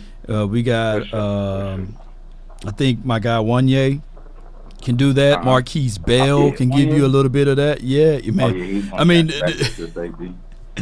if you want camp body, right? And I know Kurtz, he's a friend and follower of the show and everything, and he's quiet right now. But if you want camp body, maybe. But Kurtz might know what's up with Mike Zim, right? Like Mike Zim when he was on the team with Mike Zim, he was only special teams guy, right? Okay. So if Mike Zim is not advocating for Kurtz to be here, then it's sayonara for him, man. Okay. I was gonna say something. Damn it, I ain't really got nothing, man. I'm just happy football's almost back. It's close. You know, it's clear skies over here in California. Not a cloud in the sky. Are you Southern, right? You Southern California, right? Oh yeah, yes. Okay, Long Beach, baby. Yeah. So it don't never. I heard it never rained in Southern California. Oh no, man. These past 4 or 5 months, bro, it was pouring. Oh, it pouring out there? Well, it needed it, man. Yeah, everybody having a wildfires, Oh yeah, man. we always need it. I always wonder, like, Oh yeah. I'm not being, not sensitive to the nature, but how in the hell do people be dying in them wildfires? Like, you can see it coming. Like, you see the fire, what they be like? Nah, it gonna pass me by, man. I'm just gonna stand my ground. Or I can make it, or by the time they notice it, it's too late. Oh, especially on the one-way freeways. One way is that way, one way coming this way. Okay. So, yeah, I mean, sometimes people don't pay attention. They die of their own stupidity. But most of the time, by the time they realize it's too late. It's too late, yeah. But shoot, it's too late. I see the fire coming, man. I'm like, fast. Yeah, I'm gonna be like, I'm getting the 2 deuces. Fire moves fast, y'all. Yeah. So, but yeah, I was gonna say one more. Oh, that's what I was gonna say. Zeke is gonna be a touchdown machine. I'm not saying he's gonna break off 80 yards, this and that, but Law. My feelings was hurt when Tony Pollard, when he got spun around at that goal line. I said, nah, we need Zeke. And that's what they got Zeke for. Zeke is going to lean forward, touchdown. Cowboys going to win more games. So I'm saying either 12-5 is base, we might go 13 games just off that extra touchdown Zeke is going to get. I got an analogy before you go. Like shooting a 3-pointer on someone or laying up on someone, that's cool. But when you slam it on someone, they will always remember. They always be like, man, I ain't gonna let him slam it on me. And I think that's what we just didn't. Every time. Yeah, that's what we didn't have. We didn't have that. We were just too finesse with the run game. But now I like the way Royce run it. I like the way Zeke run it, and I like the way Hunter. I know Hunter was thinking, you called me when I was dry, So I just like the way those 3 guys, man, in the pinch run down inside. And I like the nastiness that our offensive line would bring, like Cooper and as well as a healthy Tyler Smith and Tyler Guyton. I think that we bring in nastiness back to the game, man. Right. And that the news, I seen something on Tyler Guyton. They said the same thing about Tyler Smith. Oh, he's going to be flagged, this and that. But you see how Tyler Smith worked out. Granted, he did have Tyron Smith giving him game on how to do certain things. Yeah. But at the same time, I think Guyton, maybe he's going to mess up a couple games. I'm going to give him that. But he's going to be a monster. Oh, yeah. He's going to be a monster, and I can't wait to see it. I can't wait, too, man. Appreciate you, man. Thank you for calling in, my dog. Appreciate you, Long. Enjoy your day. Yes, indeed, man. I will, man. That's my guy, Aaron. Long Beach, man. Cali in the house. But here's my thing. With Tyler Guyton, watching his film and footages and not being so hyped about him on the front end, remember I used to say, hey, man, are you a day 1 guy or a day 2 guy? I'm like a day 3 guy with Tyler Guyton. When you go back and rewatch his film and look at it and listen to him speak and the way his story is all tied in, and then he liked the Cowboys, it's just the same like Tyler Smith, right? Same thing. But if you're a day 1 Tyler Guyton guy, put D1, put TG1 in the chat. If you're a day 3 guy, it's okay. He could be a day 4, day 5 guy with Tyler Guyton.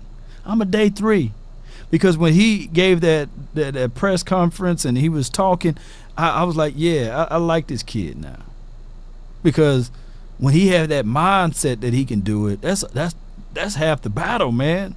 He speaks with great convictions and authority,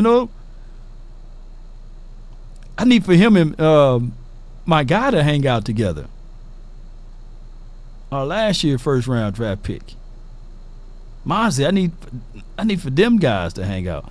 So you're day 4, David? Yeah. Day 4, day 3. Now, I don't want y'all to be lying to Luke Kane and say, yeah, man, I'm a day 1 guy, because not a lot of people were really like that on Tyler Guyton, right? But it makes sense, man, when you hear everything, and then I can tell y'all, man, straight up, Duke Manyweather wasn't a day 1 guy on Tyler Guyton. And Tyler Guyton was at his camp, right? Shoot. But now he's probably like a day 4, day 5 Tyler Guyton guy, right? Shoot. When Tyler Guyton, when they got that payment come in, yeah. Okay, yeah, we day 1 Tyler Guyton. When Duke got that check, you know, you're like, okay, all right, okay, yeah, all right. I'm day 1, you my dog, right? And the good thing that, man, we got a blessing to have Duke here to work and train with those boys. And the craziest thing, I've been saying this since day 1, the offensive line is the only group that all 5 guys got to be on the same page, singing from the same hymnal. You know what I'm saying? Lift every voice and sing. You know, it got to be on page 429, you know. But if you got the other hymnal is on page 510, and you singing from the wrong hymnal. You know, everybody got to be on the same book, on the same hymns, right? But that's a glorious thing to be. And I think it's like 6 or 7 guys that are working out with Duke. So the technique gonna be the same. And what help us out is that the NFL, they can't dictate none of that stuff. Hey man, y'all only supposed to work out once, twice a day according to the CBA. After CBA, we can work out until midnight. And then Jerry can send more and more food over there, whatever ingredients. You know, I think that Jerry gave Duke an empty check, whatever you need, dog. I love it, man. Hey, y'all be hitting me up. Law, why don't we just sign Duke as our offensive line coach XYZ thing, dude? You know, no. Duke, once he'll lose money, right? And 2, he'll be under the rules and the laws of the NFL. But he's outlawed now, baby. He outlawed Duke. I love outlaw Duke. They could be training right now. Tyler, Cooper, Zach, Martin, Terrence. Those 5 joined together. Then on the back end, you still got Brock Hoffman, Nate, working with Duke, man.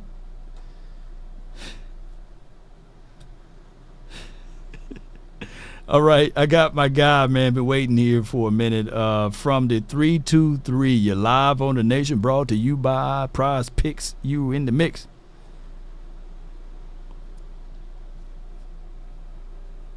Once, twice, 3 times a lady. Thank you.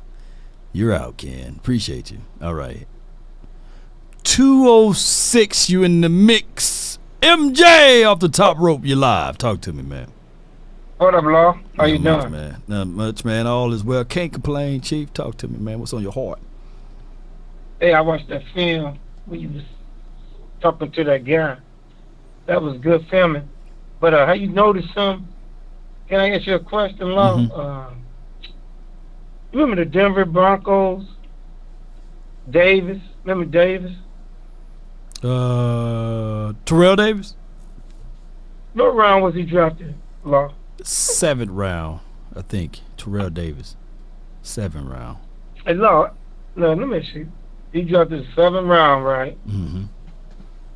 Then nobody know about him, right? Nope. Why does everybody keep thinking that we don't have no running backs? And you know, the craziest thing is the Denver Broncos right before he came, I think they was like a 13-3 team or something like that, or a 12-4 team. Y'all help me out. The Broncos, they won. And they their never division. won. Yeah. And they just needed a Terrell Davis. He was in the 6th round. That's what Italian, my guy, Cowboys says. He was in the 6th round. So yeah, 6th round. So. Ain't that crazy? And I keep thinking everywhere I go, our halfback sucks. Man, you don't know. Man, I just want to say to all the Cowboy Nation, bro, any halfback that you don't know could be a beast. And y'all be saying, let's go to another team and get a halfback.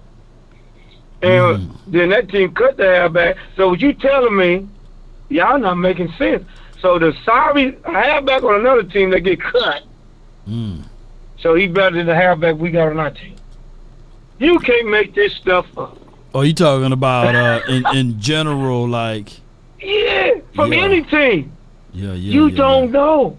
You don't know your boy that the Jaguars thought some of them, but they had too many backs, so they was trying to hide them. You got to remember, Cowboy Nation, a lot of them teams try to hide. Like we try to stash that DN, and everybody saw we try to stash that DN, and they stole them from us.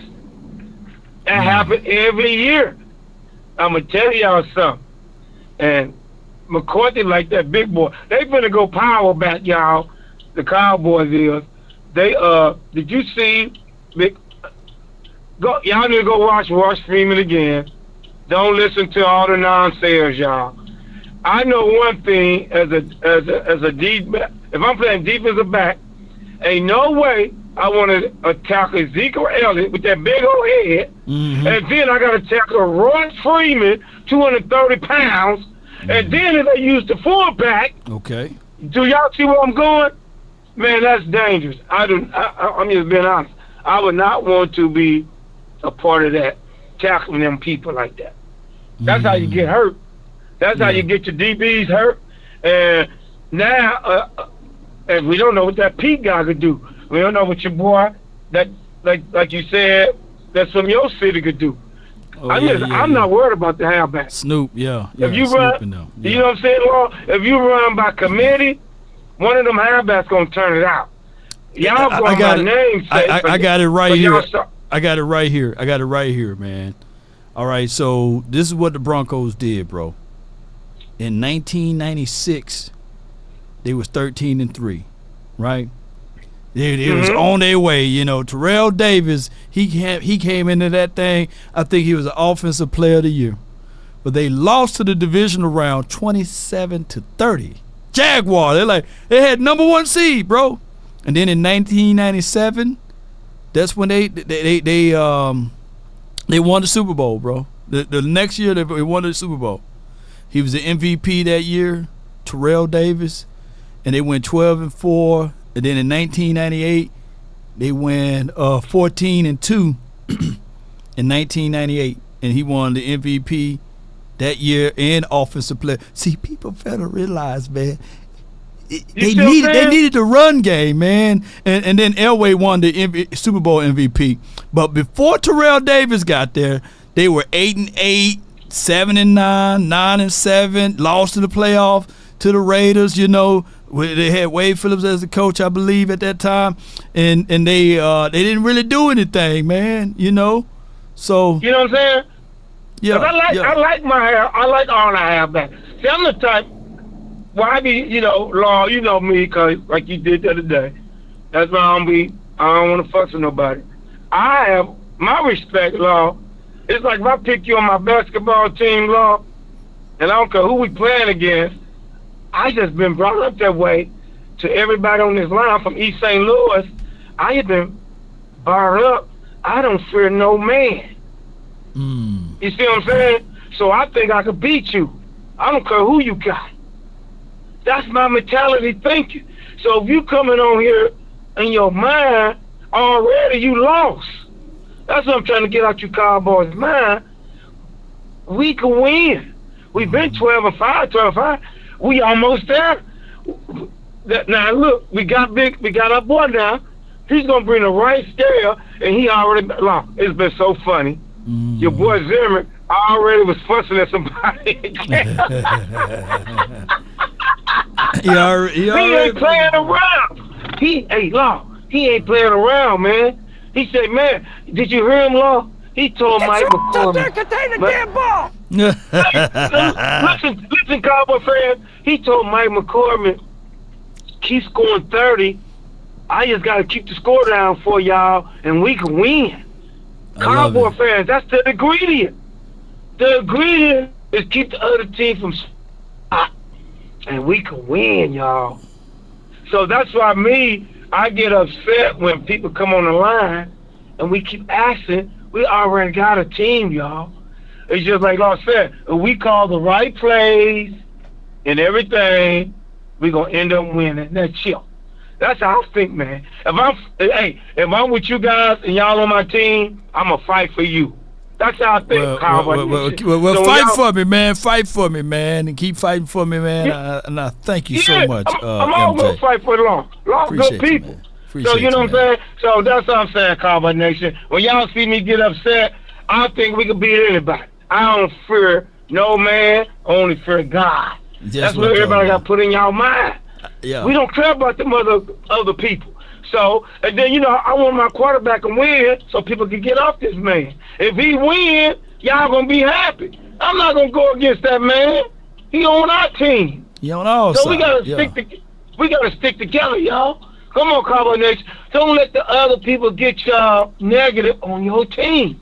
That's all I'm asking. All praises to the Most High and Lord Nation. Hit them like the Cowboy Nation. You got to believe. We could beat anybody, and I'm not worried about our running game. I'm not worried about our receivers. We just got to call the right play, call it. That's what they got their offensive line better now, and they trying to make their defense better. That's all I'm asking, Cowboy Nation. Don't give up, y'all. Let's go. Let's get it, man. Appreciate Cowboy you, man. Nation. That's MJ, Yes, man. sir. Yes, sir. Yes, sir. Boy, he brought the house down with him, man. Appreciate him, man, for calling in. Goodbye. That was a good call from him. Yeah. So, like I said, now I'm not saying that we gonna have a Terrell Davis here, but hey, you just never know. The Broncos didn't know that they had a Terrell Davis until he got there, right? And look it up, man. Look it up. True story. In 1996, they had the #1 seed or something like that, and they lost to an expansion team.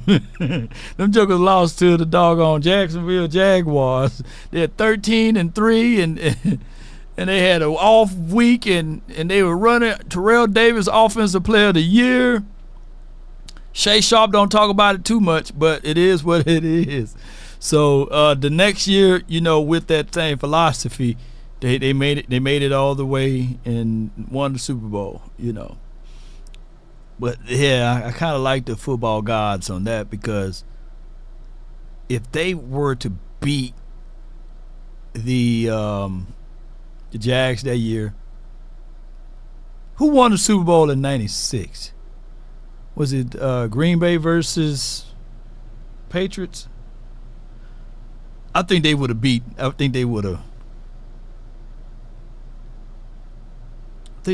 Patriots that year. Y'all help me out. Yeah, Packers won it that year in '96. Okay. And then 97, 98. So I'm thinking that Elway would have won 3 Super Bowls in a row. Elway would have won 3 Super Bowls in a row. I think that team would have beat the Patriots. And it would have been Packers versus Broncos. I think Broncos would have won. I think Broncos would have beaten the brakes off Green Bay team. Yup. And then they won in 97, 98. John Elway with the yellow teeth, baby.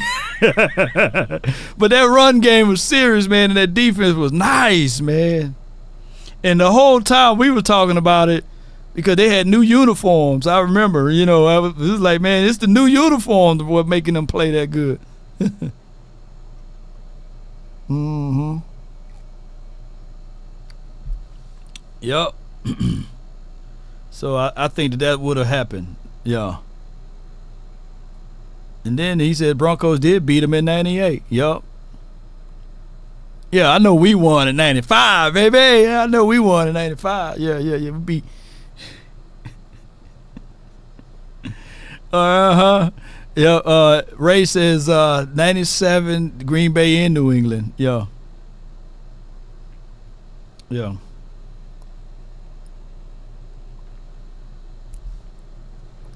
Yeah, Pete is a bit undersized too, though. That's the only thing is with Pete.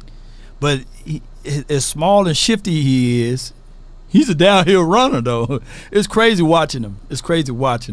So I call him Little Scrappy because he looked just like Little Scrappy, man. He looked just like Little Scrappy to me, man. I saw a picture of him, and he looked just like Little Scrappy. Let me see this before we get on up out of here. Yeah. I'm going to do it side by side. Y'all know I like. Boom. Here's Nate. And then here's Little Scrappy. Don't they look alike, man? Joker look just alike. Little Scrappy! We got a Little Scrappy in the house, man. He's a 4'3" guy. Not the wooden teeth. Yep. Nate looked like Ice Cube. Yeah, he looked like, he do like Ice Cube too. Put some lokes on him, man, and he look like Ice Cube as well. Yo, man. Hey, man, it was a great show all together, man. Appreciate everybody for tuning in. I know my shows get a little longer than what I expected. I think we went over an hour, but on my way out, man, appreciate y'all so much, man. I was doing bad today, though. I ain't gonna even lie to y'all. Boy, I was doing real bad. I got some super chats I got to read off, man, before I leave up out of here. But I was doing bad today, man. It was just, but I'm glad every time I talk to Boss Cowboys Sports, and I say, man, every time I do these shows, it's just like a stress reliever for me, you know. It's therapeutic for sure. Being able to talk to y'all about football, a game that we don't have no control over, but we think we do, right? We wear certain socks, certain lucky draws, man. We think we get in control of things. And to a degree, we may do. You know, we may can turn the tides to the right ways, man. But our first super chat, man, lost_Cowboy. Appreciate you so much for your support. He said we need new attitude. I think we got that, man, and we're going to have new attitude. We're going to bring new attitude to the table. Sidney Jones for the $5 super chat. Appreciate you. I would be okay going 9-8 if we can beat some top-tier teams in the process. Quality over quantity, DC for life. And it's from Sidney Jones. 9-8, and if you still make it to the playoff, I think that you're red hot, you're fiery, you're fierce, you're mad, you're angry at the world, and if you can sneak in, that's a plus for us, right? There'll be a thing that we haven't done since the 90s of going 4 consecutive years in the playoffs, so that would be another good thing for us. But Sidney Jones, I just see us winning more than 9 games. I just have a feeling that we're going to win more than 9 games, and even of us talking about like the 9 All-Pros that didn't do anything in the playoff last year. I think we're getting all of the 9 All-Pros back, are we? All of the 9 All-Pros are coming back, are they? So, and then we're going to add in what? We just needed to fix a few things, not everything. So, getting all our All-Pros back, plus with concepts and principles, I just think that we're going to win more than 10 games. And when the full schedule comes out, we're going to go line for line. We're going to break down every win to loss game that we're going to have, right? And we're going to sort this out. But I'm telling y'all, NFL, y'all better not let us win that first one. Y'all ain't going to be able to hush me up. No. Y'all be like, Lord, hush, man. You acting like we won the Super Bowl. So? The 49ers couldn't beat them and we beat them, you know? Christopher Frazier says, Law, are you doing any meetups at the Shakertons during the upcoming season. Oh, yeah. Matter of fact, I'm going to screenshot this right here. I'm going to send it over to them. Be like, hey, man, we got people asking if I'm going to be there, you know. So we need to come up with a law drink special, you know. Yeah, we need to come up with a concoction. So when people, and the good thing about Shakertons is right down the street. It's right down the street from the stadium in Arlington. So it'll be a good place to be familiar with. You know, familiarity is everything. And we try to pump up that location right across the street from Boomer Jacks. So yeah, we'll be there at Shakertons. And we're going to not have a good time. We're going to have a great time. So come on out to Shakertons, and I'm going to let them know. And this is an idea that I can present now to y'all. On my way out, man, they own about 5 of them, right? They own about 5 Shakertons. Ooh, let's get a Sprinter, right? Let's get a Sprinter van. Let's go get a mobile podcast unit in that Sprinter van, and we hit up all 5 of them. Do a mobile podcast. Ain't nobody doing that live like that. And then there'll be the pre-treatment for when we win that Super Bowl, baby. Yeah, we'll have that same sponsor to drop me off in Jackson, Mississippi, go all the way down to Natchez, come back up, then come over there to the Dallas Cowboys Stadium, the one in Frisco, the workout facility, right? And then come on over there down at Arlington, and then we take a trip all the way down at Oxnard, right? And we just do a whole dog-on tour and making sure that everybody can see the greatness and the goodness that the Cowboys exhibit and exude. Let's have a mobile unit, man. Let's do that. Law married with Grey Goose and vodka. Yeah. Let's go ahead and manifest all of that, man. Yeah.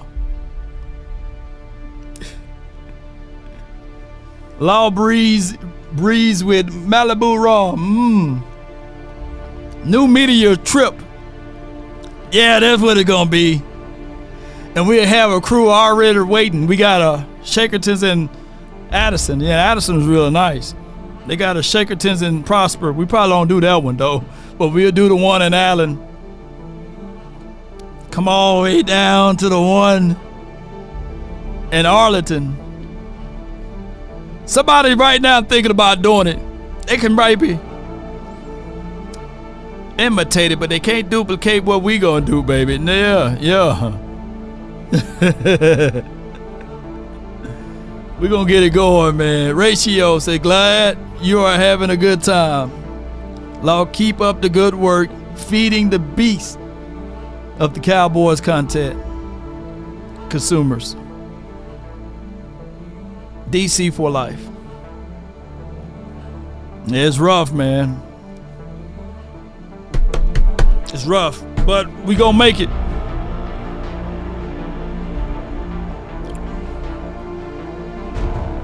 Kevin Nichols says Carrollton is not far from him. Let's go. Appreciate you for the $20 super chat, my dog, though. Nobody does it better. Let's strive for being 1-0. But before we go to trying to become 1-0, the mind gotta be there. And the best 53 gotta be there. We can't have only the best 10, only the best 12, only the best 22.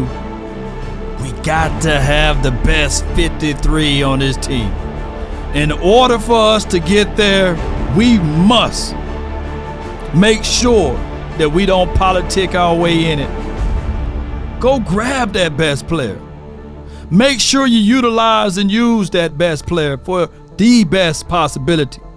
Let the AI speak on it. Ratio $20. Glad you are having a good time, Law.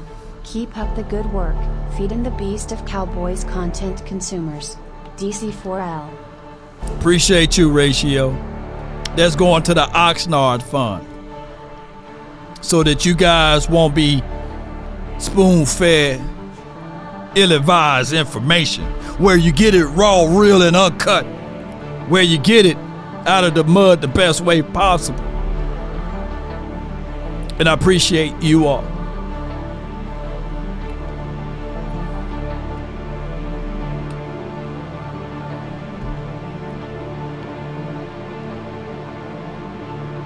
Appreciate you guys.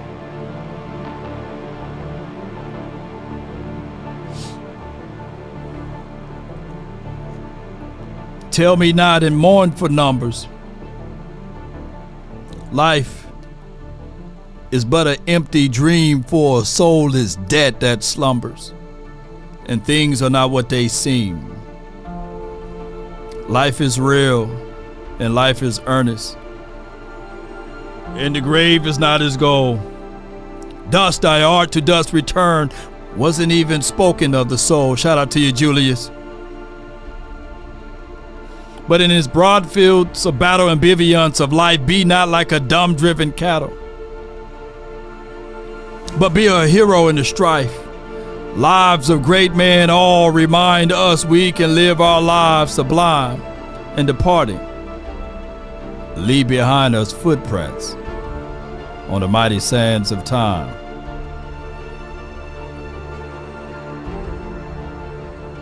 And if there's one thing a man should always do, is mainly to himself stay true. Never allow someone to change your point of view unless what they bring or mean makes sense to you. Never judge a man by sight alone, nor by the height he has grown.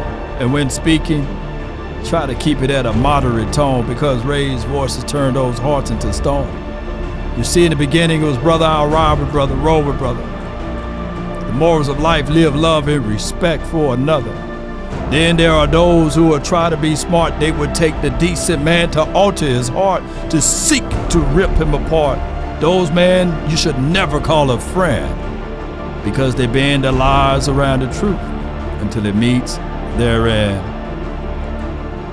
That's been my time, Cowboy Nation. I really thank you all for yours. And remember, you're listening to nothing but the best. Damn! Damn! Give me nothing, you.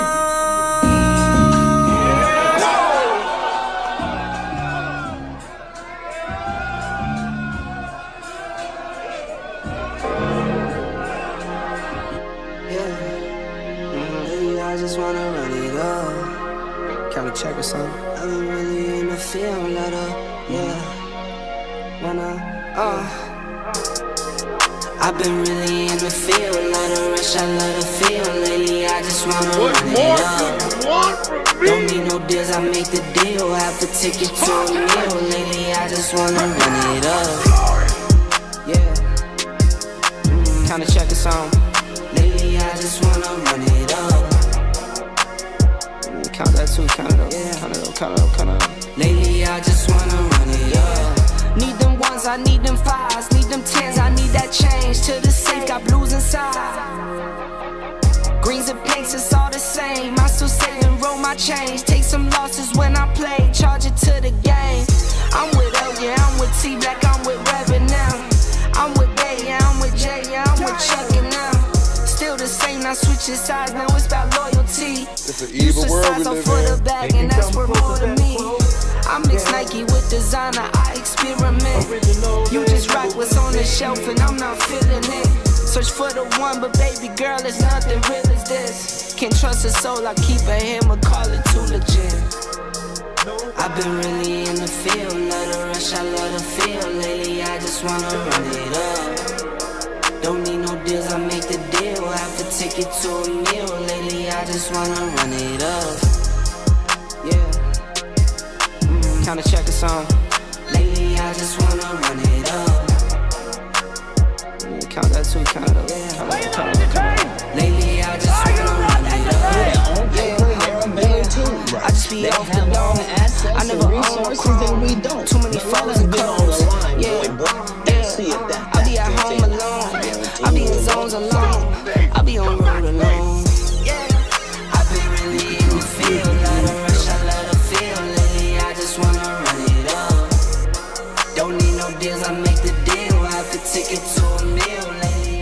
I'm in my bag. I've been watching. I already watched the Blue Samurai. Now I'm watching the Blood of Zeus season 2. See, I'm telling y'all, I'm back on my anime or what you call that? Yeah. Cartoons. I'm back on my cartoons, man. Anime. Lately, I just wanna run. I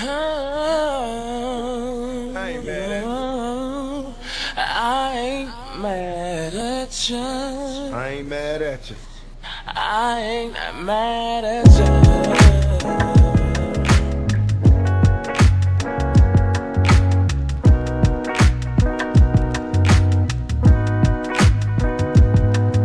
We answered, I talked stuff, I thought we had it, but it goes to show you who's a better team, and I'm sticking Cowboys. You're crying. I'm hurt.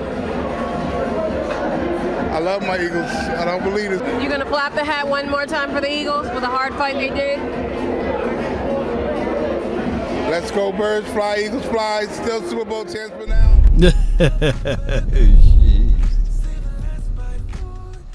Yeah, you. Don't let the street lights hit you. Cowboys 1-0, baby. We beating the brakes off the Browns. Boy, we beating the brakes off the Browns week 1 at their crib. Don't let the street lights hit you. Could I be your player too? You ain't lying. I follow. Wherever you go. Until next time. Whatever you do.